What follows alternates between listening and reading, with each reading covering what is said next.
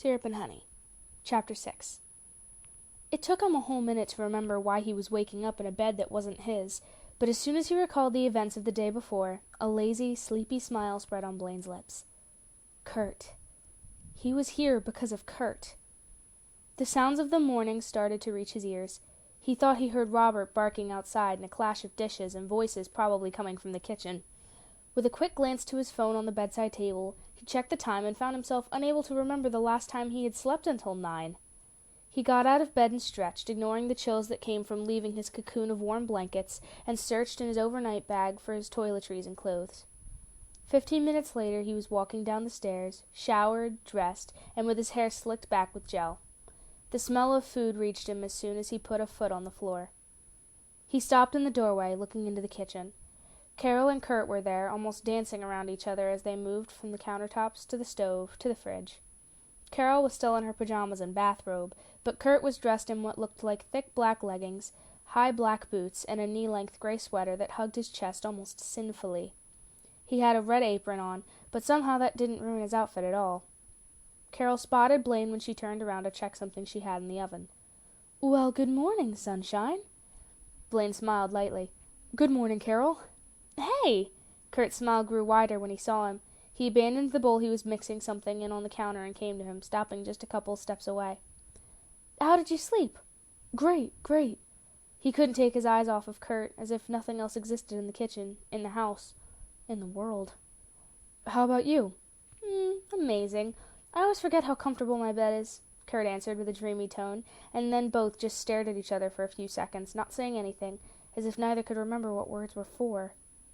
Carol giggled and then cleared her throat, breaking the spell. She seemed embarrassed when they both snapped out of whatever trance they were in and looked at her, almost surprised to find her there. I think I'm gonna go get dressed. You two look so good that I feel bad." Before either of them could reply, Carol was kissing both of their cheeks and leaving the kitchen quickly. Kurt and Blaine turned back to face each other, and Blaine was pleased to see Kurt had a slight blush on his pale skin, because he knew he was blushing too. Then Kurt cleared his throat too. "I made pancakes for breakfast." Blaine's stomach gurgled, which made Kurt laugh. "Do you ever stop cooking?" "Rarely." Kurt seemed to take a deep breath to gather some courage, and then grabbed Blaine's hand to take him to the table. Blaine's body immediately responded to the touch, his fingers curling around his tightly, his heart speeding up inside his chest. Blaine sat down, but regretted it immediately when Kurt retrieved his hand to go get the stack of pancakes that were next to the stove so they would stay warm. "That looks fantastic." "They're my brother's favorites, so you better eat up before he gets here," Kurt laughed. Blaine started pouring syrup on his pancakes, and Kurt took 2 mugs from the cupboard. Blaine actually moaned a bit when the pancakes were in his mouth. "Is there anything you cook that isn't delicious? Oh my God, Kurt!" Kurt slid a cup of coffee across the table towards Blaine as he sat down in front of him with his own. "Of course not. I'm flawless," he said with an irritated huff and a roll of his eyes, which were sparkling. "Yes, you are," Blaine said before he realized what he was saying, and the teasing that was floating in the air vanished as Kurt bit his lip and looked down at the wooden table, without knowing what to say. Blaine closed his eyes, making a mental note to bang his head against the wall later before trying to change the subject. "So, where's your dad?" "He had to go to the shop for a little while. One of his best clients' car had broken down unexpectedly, and he doesn't trust anyone else to fix it. He and Finn will probably be here in an hour or 2, Kurt explained, sipping his coffee slowly. "And Robert?" Blaine looked around, expecting to see the dog walking into the kitchen. "He's having an awful lot of fun in the backyard," Kurt chuckled. "He clearly likes being outdoors." "Yeah, he always kind of goes crazy when I take him to the park." Kurt looked at him then and bit his lip again. You have syrup. There." He pointed to the corner of Blaine's mouth. "Oh." Blaine grabbed a napkin and tried to dab at it, but the amused expression on Kurt's eyes only got more intense. "There?" No, to the left. Not so much." Kurt leaned across the table. "Here, let me do it." Blaine thought his heart had stopped at the sound of those words. He leaned in a bit, watching as Kurt grabbed the napkin from him and carefully, maybe too slowly, wiped the syrup away. They looked into each other's eyes then, and Blaine could have sworn that Kurt's gaze dropped to his lips for less than a second. "I can do this. I can kiss him. What's stopping me? We're alone, and I think there's a chance he wants it too. Blaine's thoughts were making him dizzy, or maybe it was the deep shade of blue mixed with green and gray specks on Kurt's eyes, and was that even a bit of yellow around his iris? He swallowed nervously and moved an inch forward. He was going to do this.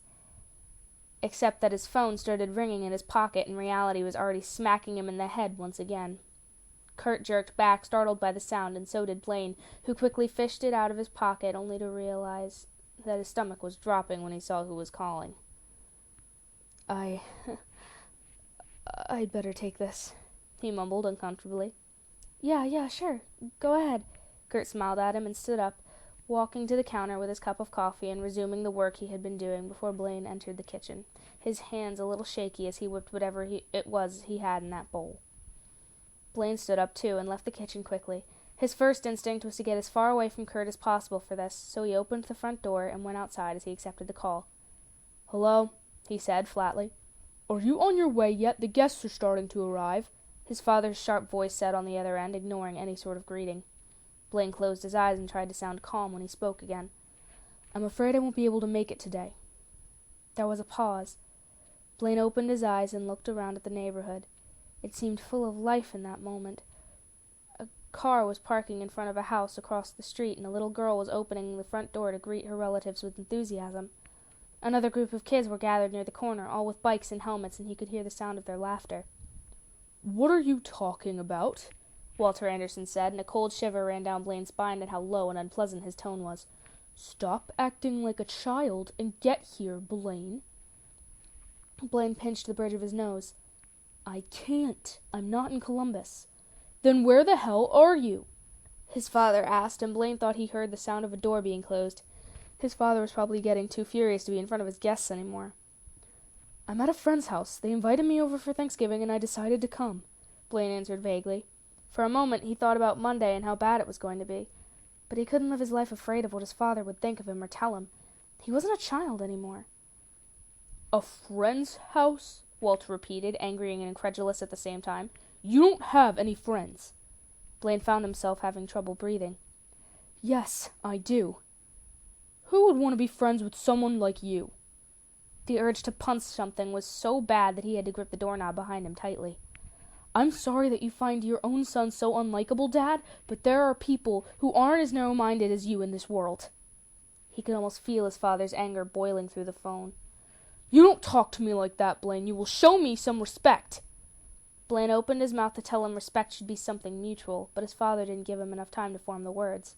"Now stop being ridiculous and come home." "No, I can't and I won't." Blaine raised his voice. He couldn't remember the last time he had raised his voice to his father like that. Maybe he had never done it.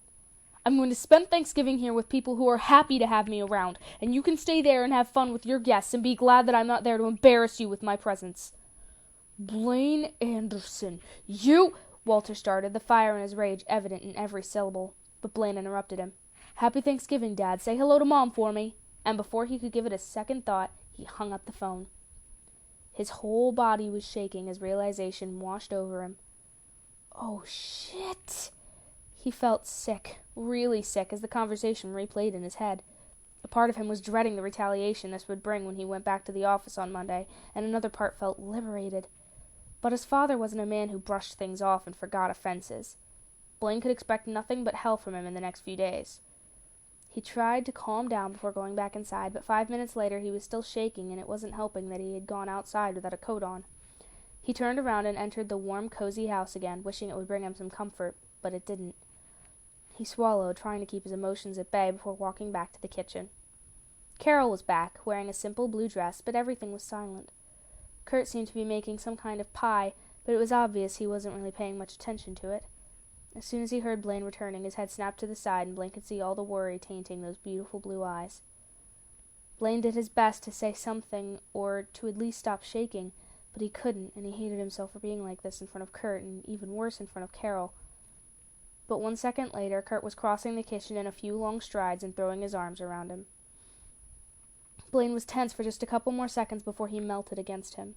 Kurt held him tight as if he wasn't ever going to let go, his face pressed against Blaine's neck, his breath warming his skin there.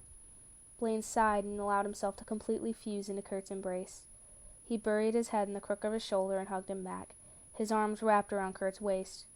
Kurt's scent was all around him, mixing with the delicious smell of the cooking going on in the kitchen, and Blaine breathed everything in. "Are you okay?" Kurt asked against his skin, and now Blaine shivered for an entirely different reason. He tugged him even closer, which wasn't even possible. He knew that Kurt had listened. It had been inevitable, after all, as soon as he had raised his voice. He nodded, and he felt Kurt's fingers sneaking into his hairline. For the first time in his life, he wished he didn't use gel in it. Kurt moved slightly, just enough to speak into his ear.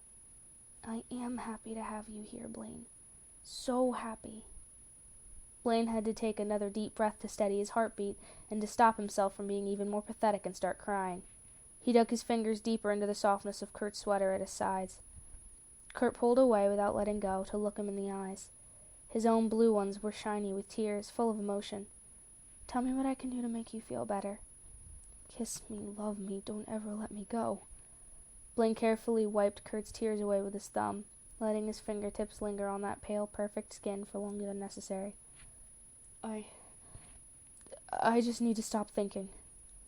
Kurt smiled, not as brightly as usual, but just as beautiful. He moved his arms from around Blaine, but held one of his hands. "There's nothing better to keep you busy than getting ready for a Thanksgiving meal."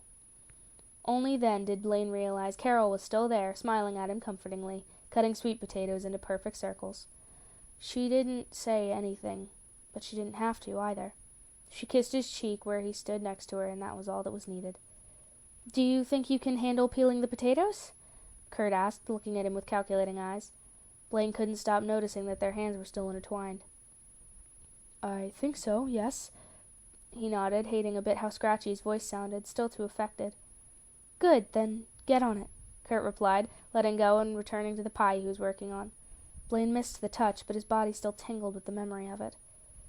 They started working and joking around, and Blaine discovered that, next to Kurt, it wasn't that hard to forget about all the deceptions in his life. Kurt had the gift of making them look really small just by brushing their fingers together accidentally or flashing him a dazzling smile. Just for once, Blaine pushed reality aside, pushed it as far away as he could. He would deal with whatever he had to deal with on Monday. Bert and Finn came home 10 minutes before the football game started. Carol, Blaine, and Kurt were still in the kitchen, taking a little pause from all that cooking with a cup of coffee.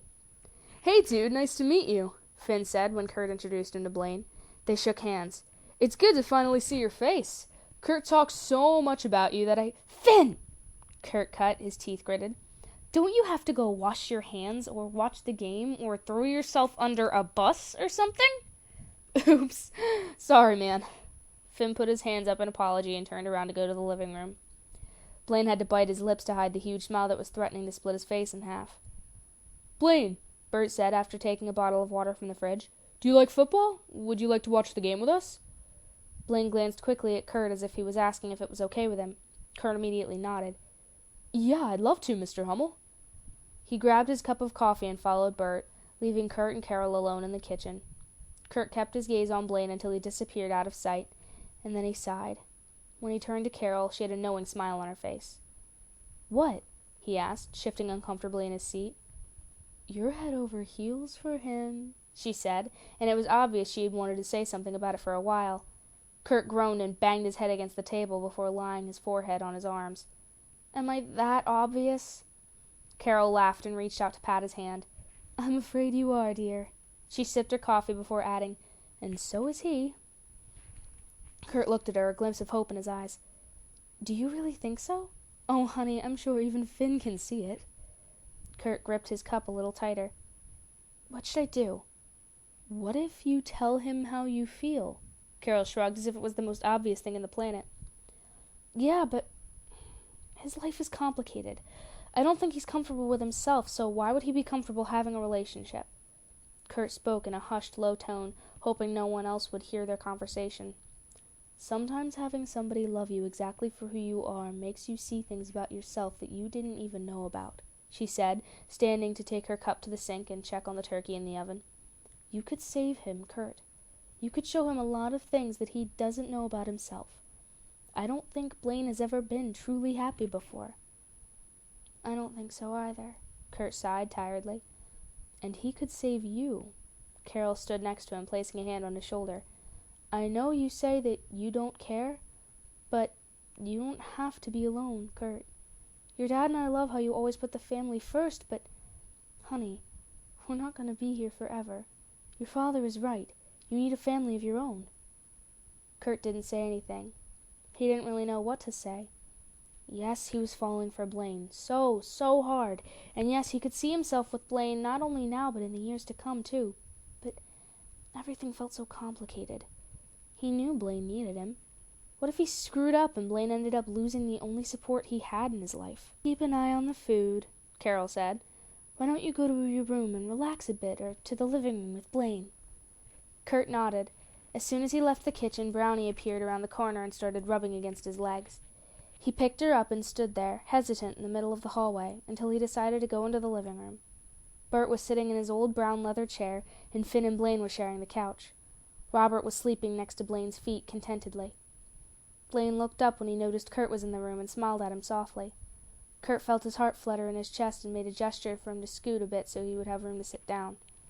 Blaine obliged immediately, shifting to the middle of the couch so Kurt could sit on the end with Brownie in his lap. You're going to watch football? Finn asked, confused. No, I'm just going to sit down here because I'm tired, Kurt answered with a warning tone that he hoped his brother would get. He didn't really care about the game. He scratched behind Brownie's ears as she purred happily, painfully aware of the heat of Blaine's body next to him. He wanted to lean his head on his shoulder, or kiss his cheek, or grab his hand, or anything, but he just couldn't. Not now. Not when he was so confused and so lost about what he wanted. He really was tired. He had woken up quite early to help Carol with the food, and he hadn't slept very well the previous night. Something about Blaine being in the room across from him had made him anxious, and he had ended up finally falling asleep long after midnight. It wasn't surprising, then, that when he fell asleep, especially since the game was boring and Brownie's purring seemed to be coercing him to close his eyes. But when he woke up, he was comfortable and contented, and he didn't feel like moving, so he just kept his eyes closed, voices and noises coming from the TV starting to fill his ears. Keep the volume down, Finn, and let your brother sleep, Bert's voice said, and it sounded as if he was 1,000,000 miles away. He's been up since early, so you could have a decent Thanksgiving meal, so be grateful. I am grateful. I just can't really hear the game, Finn protested, equally distant. It's halftime anyway, Finn, Bert replied. Come and help me and your mom get the table ready. She said we'll eat when the game is over. Fine, Finn said, clearly not pleased. You okay there, buddy? Bert asked then. Do you want me to help you move him off you? No, it's fine, came Blaine's voice a lot closer. I don't want to wake him up. Then there was silence. Kurt was shifting between being conscious and falling back asleep, and in the moments of consciousness he could feel something warm and firm against his cheek. He inhaled, taking a deep breath, telling himself that he needed to get up and go help in the kitchen. It was then that Blaine's scent filled his senses, and he snapped his eyes open to look straight into the curve of Blaine's neck. He was pressed against his side, an arm thrown around his waist, his face pressed against the crook of his shoulder, almost half lying on top of him. His stomach started bubbling, and he swallowed, looking up to see Blaine staring right back down at him. Hey, he whispered, knowing he had to move away, but God, it was so nice being there in Blaine's arms. Hey, yourself, Blaine muttered with a little smile. I think your dad was right. Football really isn't your thing. Kurt laughed, but it was a hoarse sound, muffled with sleep. Blaine's eyes got a little darker, and he licked his lips. Kurt didn't see it, busy nuzzling against his neck until he realized what he was doing. Sorry. He straightened up, immediately missing the heat of Blaine's body. He started fixing his hair, knowing it probably looked disastrous, but he stopped when Blaine reached out and brushed back a strand falling on his forehead. His breath got caught in his throat. It's okay, Blaine said. I didn't mean to fall asleep on you, Kurt insisted, his cheeks blushing furiously. I didn't mind. Blaine shrugged nonchalantly, but his cheeks were pink too. You looked like you really needed it. Yeah. Kurt didn't realize their legs were tangled too, so when he tried to get up, he ended up falling on Blaine again, who caught him in his arms. Kurt was grateful for not kneeing Blaine in the groin when he fell, and then immediately hypnotized by how close Blaine's eyes were. He could see how golden they looked in the light of the living room, how amazingly beautiful they were. I'm going to kiss him, Kurt thought. I'll just do it. Everything I need to know is in a kiss. I'll just kiss him now. He moved forward very, very slowly, giving Blaine time to pull away if he didn't want it. But it didn't seem like he was going to. In fact, Blaine's chest started heaving under him, his lips parted in anticipation, his eyes almost hungry. "Come on, Bert, I think halftime must be done by now," they heard Finn saying, and Kurt jerked away as if he had been electrocuted, landing on the other end of the couch. He stood up, avoiding Blaine's eyes and hating himself so much, without even knowing why. "Oh, hey, you're awake," Finn said with a goofy smile as he came into the living room. "Great. I think Mom needs help with the turkey and stuff." "Right, the turkey. Yes, I'm coming," Kurt answered nervously, leaving the room as fast as he could. Blaine stayed where he was, eyes fixed on the television, his heart still beating like crazy, an annoying buzzing noise inside his head. "You can turn the volume up now, Finn," Bert said, and Blaine looked around, confused, because he had no idea when the older man had slipped into the room. All he could perceive, feel, and see seemed to be Kurt, and only Kurt.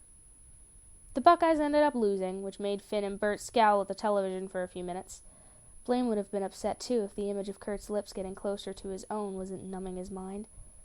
It was almost 3 in the afternoon when they finally sat down to eat.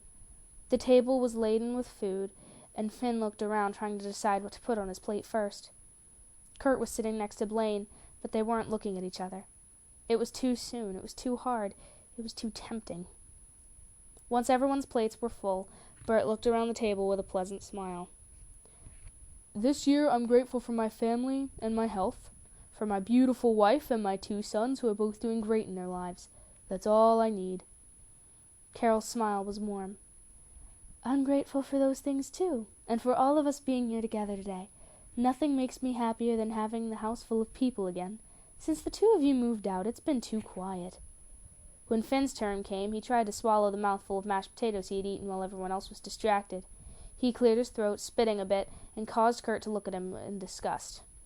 "Yeah, I'm grateful for the family too. It's the greatest thing ever, and I'm grateful for Mom's cooking and Kurt's sandwiches." "So basically you're grateful for food." Kurt quirked an eyebrow at his brother disapprovingly. "I swear, Finn Hudson, sometimes I feel like I shouldn't have left Lima so early. There's so much I need to teach you." Finn shrugged, clearly uninterested, eyeing the piece of turkey waiting for him on his plate. "Just start talking, dude. I'm starving." Kurt sighed and rolled his eyes. "I'm grateful for the same thing I'm grateful for every year. Life and the people who make it worth living." Kurt's gaze traveled around the table. There was a silence then, and then Carol tilted her head to look at Blaine. "What about you, dear?" Blaine seemed genuinely surprised to be included in what obviously was a family tradition. His family didn't have traditions like this one, and if they had, Blaine was sure his mother would have been grateful for her large closet, her massage appointment on Tuesday afternoon, and her country club membership. His father would have been grateful for his expensive car and his young secretary. Blaine hesitated. If he had to be honest, he had rarely had anything to be grateful for in his life. Being healthy, having a place to live, having food in his fridge, his dog. "I'm grateful for Kurt," he ended up saying, and he instantly felt the heat rushing up his face, his ears, even into his hair. He could feel his skin reddening. He chanced to look up a bit. Finn's mouth hung open, a half-chewed piece of bread visible inside. Carol was hiding a smile behind her hand, and Bert had a weird expression on his face. It wasn't anger or discomfort or anything Blaine had ever seen before. He really couldn't place it, and he couldn't really look at Kurt either. Then he felt a hand grabbing his. Kurt's long fingers intertwined with his, squeezing. Blaine forced himself to look to his side to find Kurt staring back at him with a sweet smile and eyes full of emotion. They kept their eyes fixed on each other, without saying a word, for what felt like forever. The others started eating, sharing glances between them, knowing they were absolutely invisible to the other 2 boys, sitting at the table with them. The moment was broken when Finn dropped his fork and it landed quite loudly on his plate. Carol seemed like she wanted to murder him when Kurt and Blaine's hands pulled away, but they simply smiled and started eating. Saying the food was delicious would have been an understatement. Blaine kept praising both Carol and Kurt for it, and Finn joined him enthusiastically with every bite he took into his mouth. They were all soon chatting animatedly. Finn was telling Blaine about his work at the shop, and Kurt and Carol were talking about the Black Friday sales they were hoping to take advantage of the next day, as Bert tried to convince them not to go because it was going to be crazy. Kurt looked as if his father had lost his mind. Blaine watched everyone interact for a while. This was what a family was supposed to be like. This was what a holiday gathering was really about. It was like entering a different dimension. He tried to imagine what his parents and their guests would have done if Kurt and Blaine had held hands like they just had and then decided he didn't want to know the answer. When they were done eating a long time later, Blaine offered to help Finn with the dishes. He washed as Finn put the leftovers away in the fridge and then started drying. Just as soon as they didn't hear anyone else around, Bert and Carol probably in the living room watching TV, and Kurt was somewhere else in the house. Finn turned to look at him. "So, you like my brother, right?" he asked. Blaine froze for a moment and almost dropped a plate. Hey, it's cool if you like him, you know. I think he likes you too." Finn shrugged. "I just thought I should tell you that if you break his heart and stuff, I'll kick your ass." Blaine's eyes got a bit wider. "Are you serious?" "Of course I'm serious. He's my brother, and he had a hard time in high school, and he shouldn't have to deal with more crap." Blaine fixed his eyes on him. They were gentle, but surprisingly severe at the same time. "Kurt deserves to be happy. I guess the way you look at each other is a good sign, but still. Felt like I should warn you." Okay, thank you," Blaine said, still a little bit confused about the whole situation. "I really don't know if Kurt and I will ever... But it's cool, because... Don't worry about it, Finn." Finn just looked at him for a moment longer and then nodded. "Okay, but you can talk to me about it if you want to. After Bert, I'm the one who knows Kurt the best." Blaine finished washing the dishes and dried his hands on a kitchen cloth. "I appreciate it, Finn."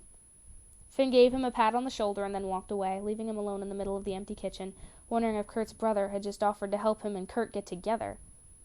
He stood there in confusion for a moment before simply shaking his head and deciding it would be a good moment to take Robert out for a walk. He thought he would ask Kurt to go with him, so he left the kitchen to go find him. Finn, Carol, and Bert were watching TV, but Kurt wasn't there, so Blaine climbed the stairs to his room. Kurt's bedroom door was slightly ajar, so Blaine could see him lying on his bed on top of the covers, with Brownie curled up on the empty side, flipping through a magazine.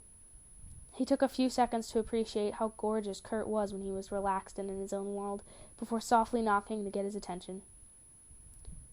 The smile that spread on Kurt's lips when he saw who it was almost too much for Blaine. "Hey," he said, "I was thinking about taking Robert out for a walk. Would you like to come with me?" Kurt put the magazine aside instantly and sat up. "Sure, just let me get my boots back on." Blaine glanced around the room, curious about what Kurt had been like when he was a teenager. The room was tastefully decorated. He could see a large vanity next to the window on the opposite wall and a couple of bookshelves with magazines, portraits, and CDs. "You don't have to stay out there. You can come in, you know," Kurt teased as he tied one of the boots. It almost reached his knee, and it hugged his calf perfectly. Blaine had never thought he would have a thing for boots, but hey, maybe he did when it came to Kurt. "It's a nice room," he commented, just to say something. "Thanks. I had a great time decorating it when we moved in," Kurt said.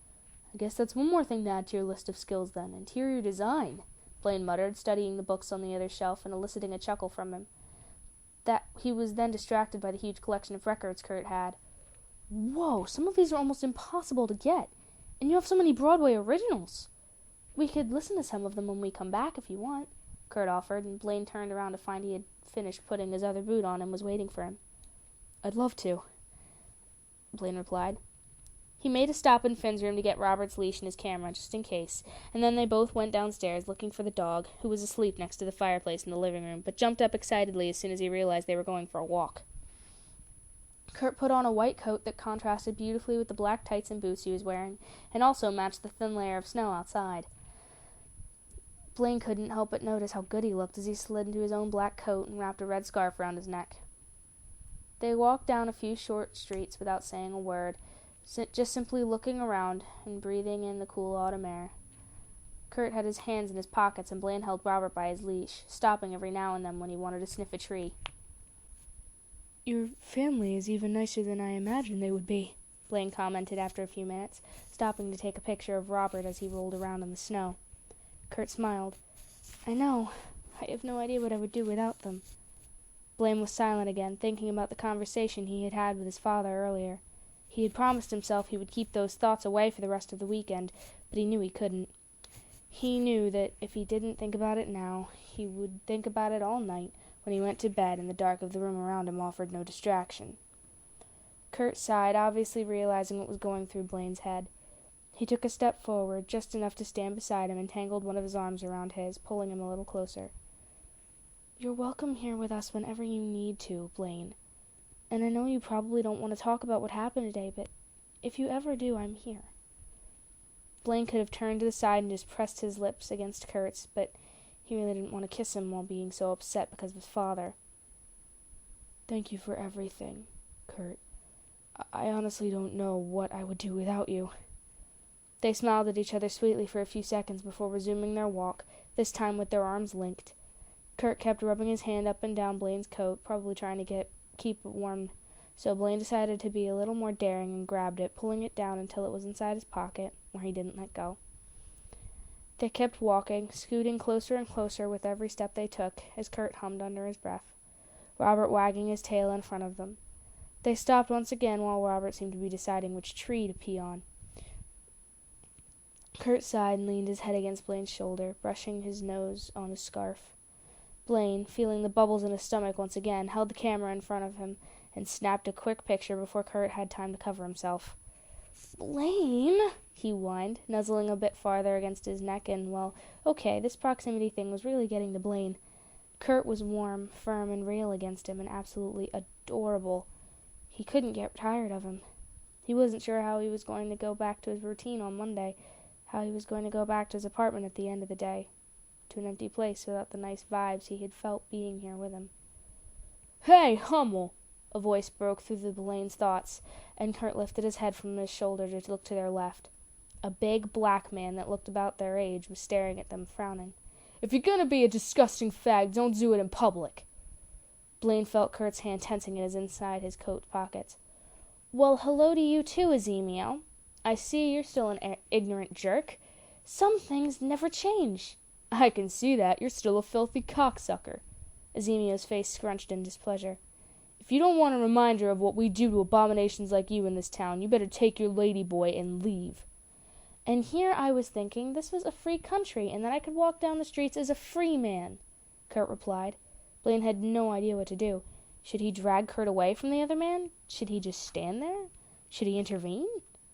"A man doesn't take things up the ass, Hummel," Azimio retorted. "And now get out of my sight. My nieces are home and I don't want them to look out the window and see any of your crap." "Oh, no, we really don't want to teach tolerance, respect, and acceptance to our future generations. That would be an atrocity." Kurt rolled his eyes. He was clearly furious, but he kept a calm expression on his face, looking almost bored with the whole situation. Blaine saw the flash of anger in Azimio's eyes. He tugged at Kurt's hand. "Kurt, let's just leave. We don't want any trouble." "No. You know what? I had to put up with a lot of crap from him when I was in high school. Now I'm a grown-up, and I'm not scared of him." There was something fierce in Kurt's expression, something sort of like fire burning under his skin. "I'm so tired of people treating us like we have a disease they're afraid to catch." "Well, Korovsky certainly caught it from you," Azimio said, crossing his arms over his chest. "Some people say he moved to Kentucky and he's living with another guy." "Good for him," Kurt answered sharply. "He might have been an idiot and a coward when we went to school, but he has more guts than you do for deciding to be who he really is." Azimio was clearly done with the whole conversation and decided that the best way to reason with Kurt was to actually use his fists, because he moved forward, clenching his hands at his sides, his jaw tight and his eyes narrowed. Blaine moved before he could even think of what he was doing and stepped in front of Kurt. It wasn't really necessary, though, because as soon as Azimio stepped towards them, Robert growled, the hair on his back bristling, his teeth showing in a menacing way. He barked 3 times, causing Azimio to back away immediately. "Get the hell away from him," Blaine said, tightening his grip on Robert's leash so he wouldn't throw himself on Azimio. "Grab your dog and your little cumbucket here and stay away from my street if you don't want any trouble," Azimio replied, pointing at them with his finger, but walking back to his house, his glare fixed on Blaine. Blaine exhaled shakily once the door was closed and they were alone again. Robert immediately relaxed and went back to his happy, tail-wagging self as if nothing had happened. He turned around to look at Kurt. "Let's just go," Kurt mumbled, clearly upset. "Kurt, please, Blaine, I just want to get out of here." He tugged at his hands, which hadn't let go of each other during the whole thing. Blaine nodded as they started walking back to the Hummel's house. Now he had a bit of an idea of what Finn had been talking about earlier in the kitchen. Kurt seemed to have as many ghosts as he had, but unlike Blaine, he dealt with them with his head held high, proudly. As soon as they closed the front door behind them, Kurt broke the grasp of their hands and climbed up the stairs quickly, not looking back at Blaine, not saying anything. Blaine felt a painful pang in his chest when he heard him locking himself up in the bedroom. When would people stop trying to ruin every good thing they built for themselves? Blaine had retreated to Finn's room after watching Kurt go upstairs. He laid on the bed, staring at the ceiling for a while until his brain started pleading for something to be distracted with. His eyes landed on Finn's old comic book collection. He grabbed a couple and started flipping through them, reading them vaguely, still feeling something bugging him at the back of his mind. Robert was on the floor next to his bed, sleeping. His quiet snoring was the only company Blaine had, and for a moment, if he closed his eyes, he could pretend he was back in his apartment. He didn't like how it made his heart clench painfully in his chest. The door opened slowly, carefully, almost shyly. Blaine looked up to find Kurt peeking inside, his hair a little mussed. "Can I come in?" he asked timidly. Yes, of course." Blaine sat up immediately as Kurt slid into the room and closed the door behind him. He stood there uncomfortably for a moment until he sighed and fixed his eyes on Blaine again. "I'm sorry," he said then. I shouldn't have acted like that. I shouldn't have let this affect me. Not anymore." "You don't have to apologize. You know I understand how you feel," Blaine shrugged. Kurt took a few more steps into the room. "Yes, but that doesn't mean I should have just walked away from you like I did." He rocked on his feet back and forth.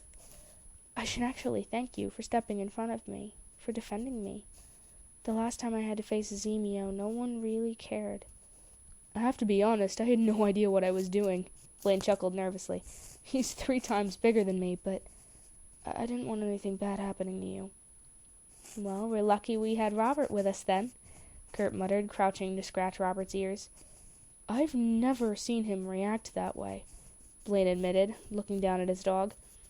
"Let's hope he never has to again," Kurt sighed before sitting on the bed next to Blaine. There was a pause before Blaine spoke again. "Finn mentioned you had a hard time in high school." He did?" he hummed, distracted. "Oh, well, Finn's been beating himself up since we graduated.